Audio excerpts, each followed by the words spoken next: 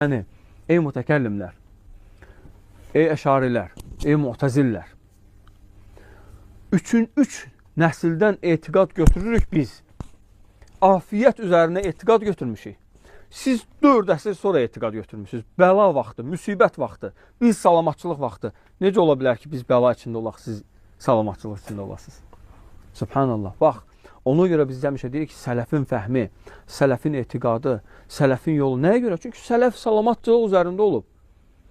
Peyğəmbər sallallahu aleyhi ve sellem öz qızı Fatiməyə nə dedi ki, ni'məs sələfu ənə ləki.